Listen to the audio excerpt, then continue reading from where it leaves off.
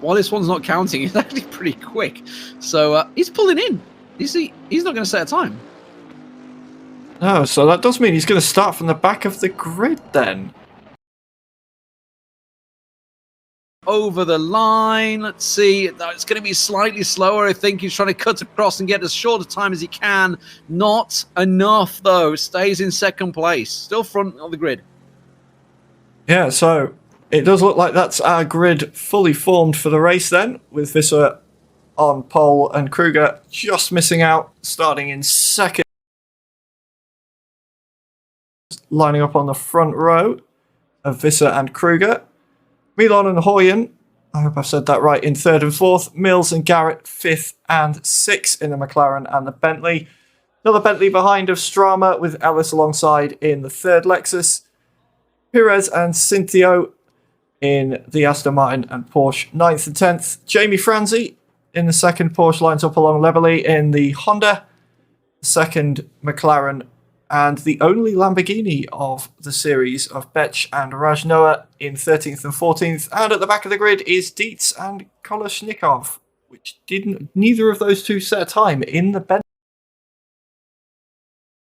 So we are going over the line now, and it is green lights, as you can hear, and we are away then for the GT3, going down into Cops. We've got side-by-side action already with Kruger and Hoyen in the Mercedes.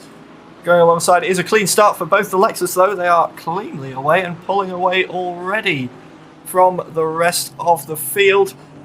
A bit further back, we've got a bit more wheel-to-wheel action going on with Mills in the McLaren. And we've got a bit of an incident going on in the background. There's 3 cars off in the gravel there. Who is that? Let's see if we can find out. So one of them was Jamie Franzi, who regular viewers to the European Championship Series here will know from the Formula 1 season. He's not had a great first lap. Caught up in that incident with Raj Noah as well. So they go hard through Abbey. And then flat out as they approach and then get hard on the brakes. Visser's going for it into Village, wants to go hard on the brakes, tries to go for the undercut, and it works out well for him. The question is, has he outbraked himself? No, it looks like he's going to be able to hold the position as Visser gets round the loop clean, and he's going to be away into Aintree and retakes the lead. Is just following Kolesnikov through at the moment. Both Bentleys just carving through the field. 5th and 6th running currently.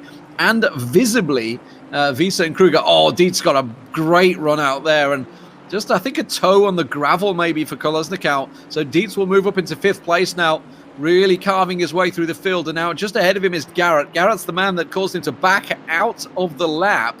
So definitely will want to be looking at getting past him. That's the reason why he's had to start from the back of the grid as he moves on through. Look how much he cuts once again on that corner. Really does work him so well through Maggots and Beckett's as he comes around once again, hard on the gas into the hangar straight and catching quickly onto Garrett.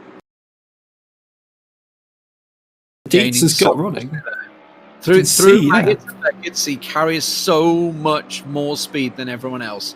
And that's what's once again put him alongside. He's going to be on the inside here, coming into Stowe. So no problem for him there. Hard on the brakes, just obviously kiss the apex as much as he can, and past he goes. It was easy really there. The AMG didn't have a chance, and now he's hard on the brakes into Vale, and he sees the 2 leaders right in front of him. See Kruger diving around the outside of Visser. We've got a great view of this. Visser laid on the brakes, pushing him around the outside, but he's left the door open for Dietz. Now down 3 wide into the Vale chicane. Dietz backs out of it. Yeah, he had to back out of that. There's no way. He was only going to be on the outside of Vale. There's no way he can carry that through. You know, doesn't need to push it, but look in his mirror. Right up behind him is the other Bentley. They are all catching right up right now. Definitely looks like he's the king of the series as he carries the speed once again around Abbey, right on the back of Visser, and he's going to try and dive up the inside. He's done it before into Village. He will go hard on the brakes, but is the door going to be left open for him? It does look like it will be. Now, I think he's going to lose out on the inside here. If he's not careful, there is a car to his left. Kolesnikov is there, so he can't push in too much on Aintree because he's neck and neck alongside him going down the straight. He does have the drag, though, coming from Visser, so that will give him the opportunity. That's going to give him the speed ahead there. So at the moment, Kalashnikov looking to dive up the inside. Dangerous stuff here from Dietz. He's got to be careful he doesn't get collected in a maneuver here as he goes once again tight around Luffield. Visser's gone too wide. That should buy him a moment to try and sneak in there. The gap was there but couldn't go for it. Visser's pulling into the pits. Yeah, so Visser obviously not happy with where he's at the moment. Kruger was showing a lot more pace on that previous lap and did manage to get past, so obviously trying something with the strategy maybe to try and find himself a nice clean bit of road to drive in. Kruger here looking to dive up the inside last minute. No, it has to go hard on the brakes. That Boatley has got to take some serious brakes to slow it down, but he's in the inside now through the loop, and that should give him the position as he goes flat into Aintree. Yeah, so it is all about momentum with a car of that size. So what he's doing, holding the gear, carrying as much speed as he can through Maggots and Beckett's, gives him that momentum to carry with him, as we do see they're still side by side down the straight here. Kruger's not done with it yet. He's going to try and hold the inside line, but he can't quite hold on. He's going to swing it wide and force Kruger to go wide on Hamilton, but Kruger almost collected the back end of Kalashnikov, but Kalashnikov's in an awkward position here, not on the racing line. Kruger, he dipped out. He was a little unsure of exactly where that Bentley was going, and now he's hard on the brakes. What is going on here? And he brake checks into Kruger, and whether that was lag or not, I don't know. Kruger goes flying off, and that brings Howen right back into it. Yeah, I'm not sure if that was a bit of miscommunication between the two, because from the way Kruger was flashing the lights at him, I think he was, yeah. Yeah, he is. So he's given the place back to Kruger. That's what he was trying to do. We were following earlier on, was it? It was Hoy and Deutz. Oh, wow. Kalashnikov just absolutely blasts past Kruger. And that is the end of this lap. And that was a 1:58 flat. Slower.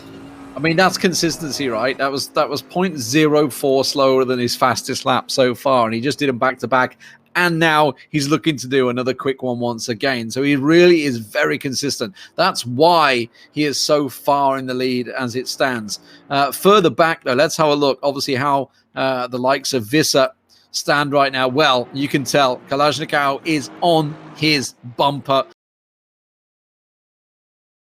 This is actually hurting Kalashnikov right now. He wants to try and pull out into Stowe, try and go hard on the brakes, but Visser's having none of it. Closes the door, but Kalashnikov is just going to storm through anyway, and through he goes. That's what he's been looking for. Hard on the brakes into Vale. He's made the place his own. He is in second place. He's been closing this gap. It was a 2-second gap when we switched to look at Ellis, and he has really managed to reel in Hoyen. So it does seem that Kruger has a chance. Oh, and he's actually just going to blast on round the outside there. So that looked like Hoyen almost just giving him the position. Back to Milan and Franzi. Milan right on him, actually, right now. So maybe a chance as they get into Stowe to see whether he's going to dive up the inside. Will be hard on the brake as he tries to carry the speed round. See whether Franzi's going to get the undercut back through. It does look like Milan is going to make the move stick. He's thinking of it. He spooked Perez offline. And there we go. He's around the outside of the second part of the Vale chicane, and that's the move done. So Cynthia moves up to P10. Like you say, just spooked him, just put that little bit of pressure onto him, Perez, and off he goes. You know, now Franzi's in his sights in front, but Perez having a little nibble back maybe through there.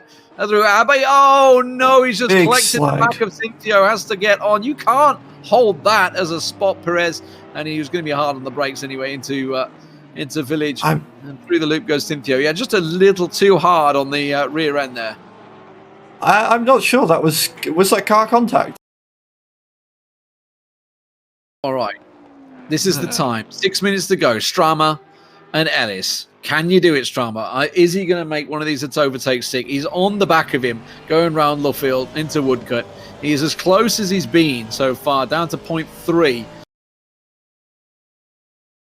Strama has. stay as close as he can and maybe make the move into village. That's really his chance, and that's what he's looking for. He's going to be, but look at that. Ellis defends it, goes on the inside. Is he going to outbreak him? Strama, we know he's quicker on the corners, gets on, but he's on the outside of the loop. Don't think he's going to have the legs to get around there, and Ellis defended that very wisely. Clever driving from Ellis. About to come over the line round Luffield, and it's incredible that still consistently placing below 159 times, which is, bearing in mind that was the pole position time. He's been consistently placing 158.8s. He's going to go over the line with a 158 as well. What a fantastic race for Joseph Dietz. That makes it 5 out of 7 wins for him. Incredible race performance. And let's not forget, he started in 16th position on the grid. And that was his moment. That was his chance. And unfortunately, it didn't work out. He just went too hot on the brakes and came in too late. And that's his opportunity gone, because there's no way he's going to gain that time now on Ellis. And that's going to be a 6th and 7th place for him.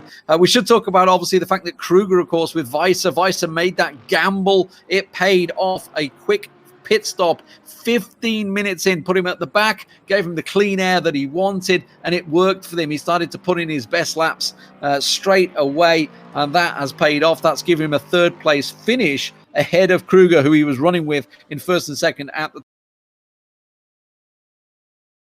Our finishing order then with Dietz and Kaleshnikov, who started 16th and 17th on the grid, taking the win and 2nd place. Visser rounding out the podium. Brilliant drive from him after that early pit stop. Kruger looked like he was going to be in contention, but couldn't quite close the gap in time to Visser, and Alexis finishes 4th. Hoyen in the Mercedes, a little bit out on his own, but tried to keep up with everybody and just ran his own race in 5th. Ellis and Strama, great battling all the way to the end, 6th and 7th. Milan and Franzi, they had their bit of battling as well, finishing 8th and 9th, and Cynthia was getting involved and trying to take Franzi towards the end of the race as well. Has to settle for P10, with Pires and Betch finishing off the points positions.